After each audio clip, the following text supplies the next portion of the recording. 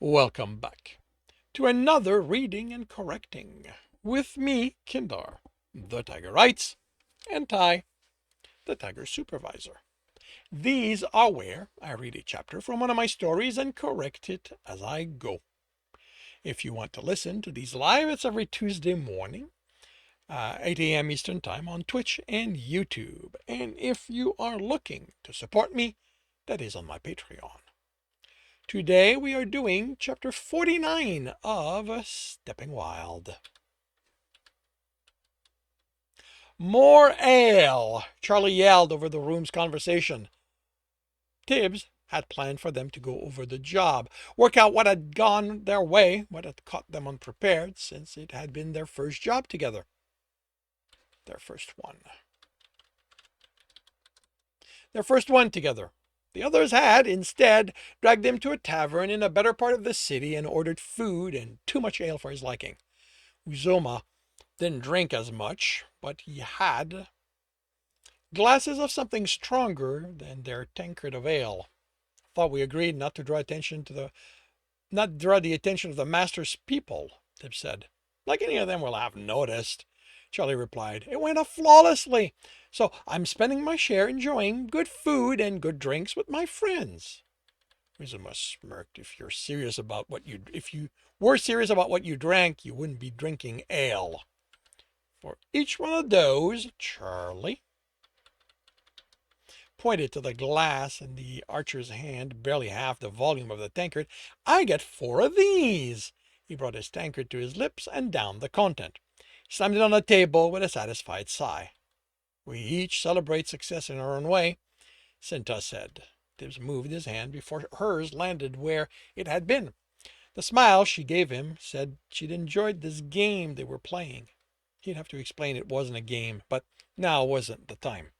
So, the fighter said, once the server had brought them filled the tankard and left with the empty ones. What's your story, Tibbo? I told you. Tibbs focused on cutting the thick slab of meat on his plate. Revenge. But what drove you to that? Charlie asked, leaning forward. Death. He replied, tone cold, as cold as Mama's body as he huddled against it. The laughter of the man came on the heel of that memory. How dangerous the street became without her to shield him from it. How immense the buildings' walls, so high he couldn't imagine anything existing beyond them. That noble caused my mother's death. Cinta's hand was on his before he realized it had moved. I'm so sorry. He yanked it out. I'm fine. His voice was harsher than he'd intended. The discomfort of her touch, he told himself. I've been that kind of fine, Uzoma said casually. It didn't go well for me. Tib shrugged and forcefully calmed his tone. I will be fine once she has paid. Why didn't you make her pay then in your city? Charlie asked. Tib snorted. I couldn't do it there. Memories surfaced again, impression of buildings on either side of him as he struggled for food, learned to pick pockets, and received pain for each failure. Found locks, worked them, even roofs, as good as they had been.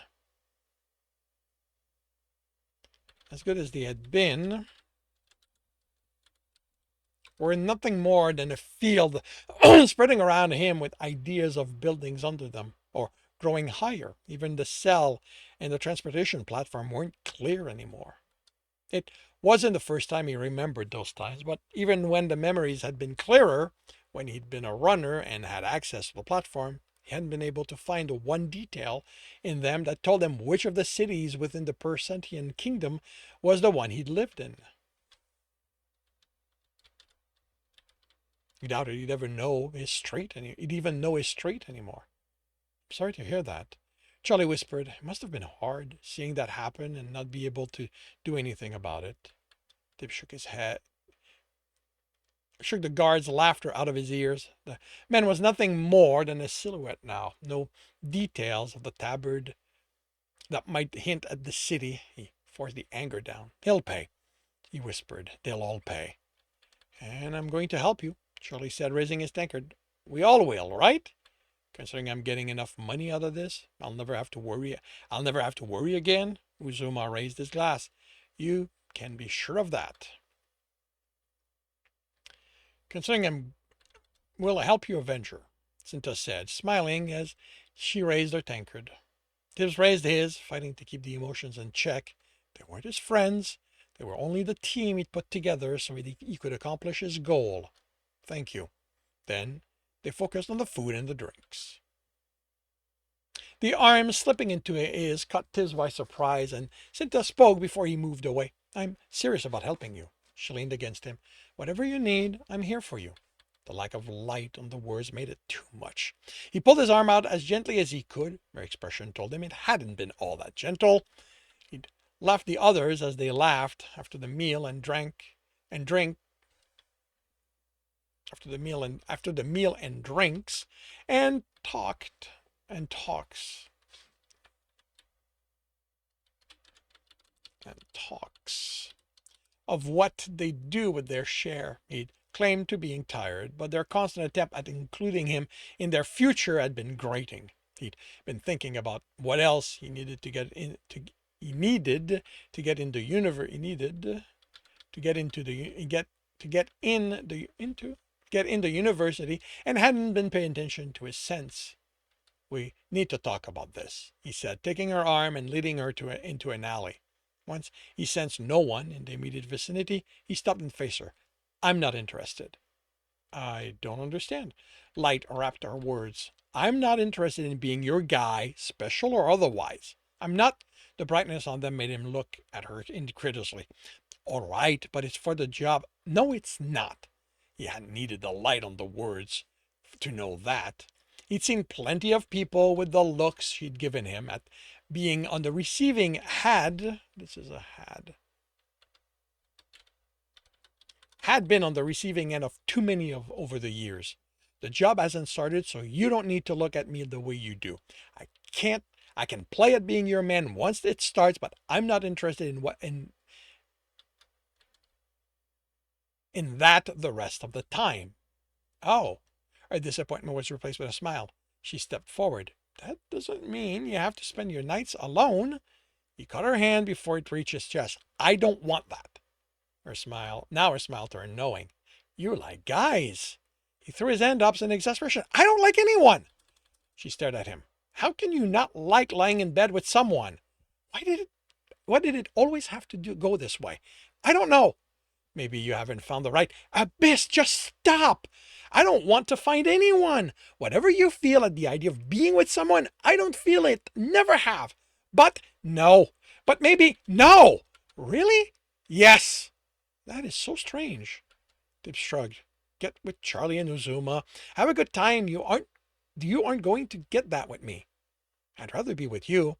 He barely stifled the exasperation. Cinta, no, not that. You're comfortable to be around. I don't have to be anyone when it's just us. She shrugged. Like when we were at the theater. You didn't look at me strangely when I told Ernst to call me Cinta, or when it was obvious I used to be one of them. I already knew Cinta wasn't your name, just like you know Thibault isn't mine. And why would I care? You were part of a theater. At least you aren't a bard.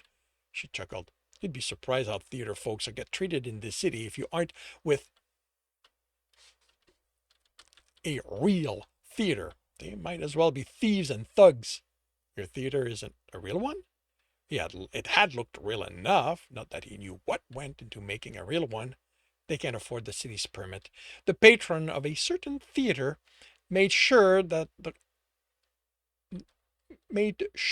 cost increased to the point that only those with the right connections managed to afford them. Is that what you'll do with your cut? Help them get permits? She hesitated. I want to help them, but I don't know if it's going to be enough. I also don't want to tie myself to the city. Every season needs a new permit. If I become their patron, I have to remain here, and I'd like to see the rest of the world at some point. Have a money holder deal with it. She narrowed her eyes at him. How is one of them going to help the theater? Don't you know what they do? They hold people's money. She replied flatly. It's in the title. He chuckled. They do so much more than that. Let's find a quiet tavern and I'll explain. She looked at him suspiciously. How do you know so much about money holders?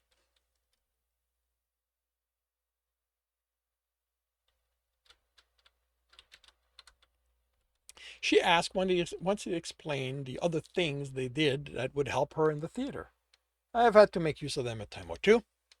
There had been those he'd wanted to help, where just handing them all the coins they'd ever need wouldn't work. The mistakes he'd made learning that lesson had been difficult to fix when he'd been able to. Figuring out how to ensure they received only what they needed when they needed it had led to him finding out the other functions money holders dealt with. And they see to it the money they hold grows? She asked, sounding doubtful. The good ones. They explained it to me. They explained how they did. They explained how they do it, and I got a headache from it. It's about how the market works, helping the right merchant with the money we give them, and getting some back over time, which they use to hand out what we've arranged for them to hand out to the people who you picked, in this case, the theater. That way, he'd set up people for a long time.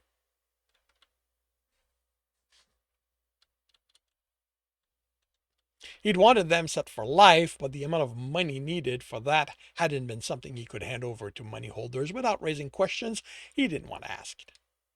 They take a fee from the money that is returned to them, and the rest goes back into your purse. With the right holder and a light drain on the purse, they can stretch what you give them for many years. Why don't they just leave with the money I give them? That's part of what makes them that's part of what goes into finding a good one. Those, I've been told, understand that they make more money from what they do than just taking what you give them. And they can't do that for long. Other money holders aren't going to let them. Ask the merchant. Ask the merchant who helps them. With how the city works, the merchant's office probably keeps track of them and who's reliable. I doubt they'll just tell me. He chuckled. I doubt they'll tell Cinta, the theater person, but a merchant who's come into success and wants to help other businesses. I'm sure that woman can convince the merchant's office to point them at the right money holder. Once it's arranged, you can leave the city without worrying about what happens to your friends. Her expression turned speculative as she sipped her ale. That's what happened, isn't it? That noble did the bad money holder thing, took all the money you had and left. That's why you know so much about them, isn't it? He shrugged, raising his tankard to his lips. He hadn't planned on that being part of the lie, but it also served him better by remaining speculation instead of him confirming it. And that concludes chapter 49 of Stepping Wild. If you are enjoying this, please leave a like. If you want to know when the next chapter will be up, subscribe and hit the bell. If you want to read this story, it's up for free on Royal Road. If you want to read ahead of that and support me in the process, well, that is on Ream Story. We're at least 12 chapters ahead. I don't know the exact number. And if you want to listen to these live, it's every Tuesday morning, 8 a.m. Eastern Time on Twitch and YouTube. Links are in the notes, and with that, I shall wish you a good day.